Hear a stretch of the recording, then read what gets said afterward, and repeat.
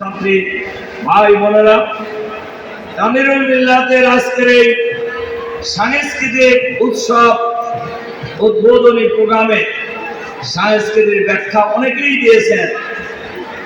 আমি সংস্কৃতির ব্যাখ্যা খুব সহজভাবে আমার ভাষায় যেটা বুঝি, আমার চিন্তায় যেটা বুঝি, সংস্কৃতি মানেই হলো একটা জাতির কৃষ্টি, কালচার, আচার আচরণ, ওঠা বসা, এই সব মিলাই হলো সংস্কৃতি।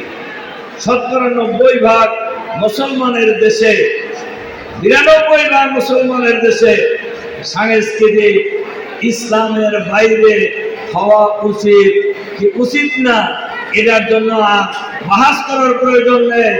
গোটা জাতি এটা মনে করে বিজাতীয় সংস্কৃতির কারণে এই জাতিকে ধর্মান্ধ বানানোর জন্য, ইসলাম থেকে দূরে সরিয়ে যাওয়ার জন্য সব ধরনের আয়োজন সম্পন্ন করা হয়েছে।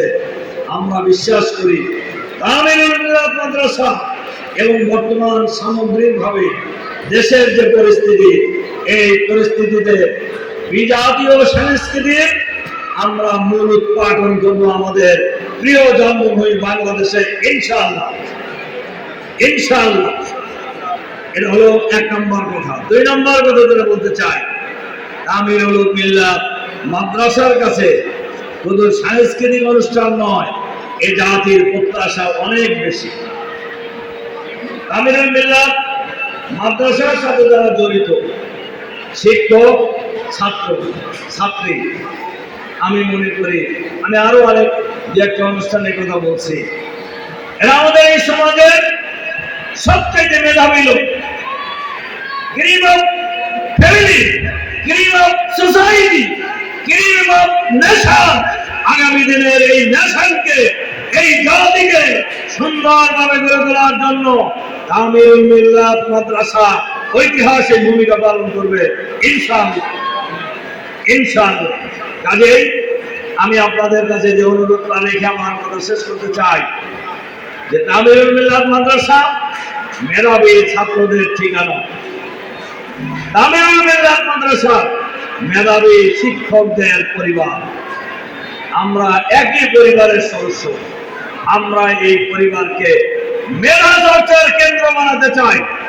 এই প্রতিষ্ঠানকে আমরা মেধা চর্চার কেন্দ্র বানাতে চাই, স্কলার তৈরির কেন্দ্র বানাতে চাই।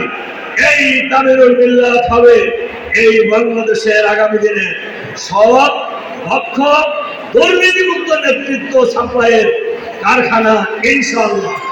আমরা শিক্ষকদের কাছে সেই প্রত্যাশা রাখি।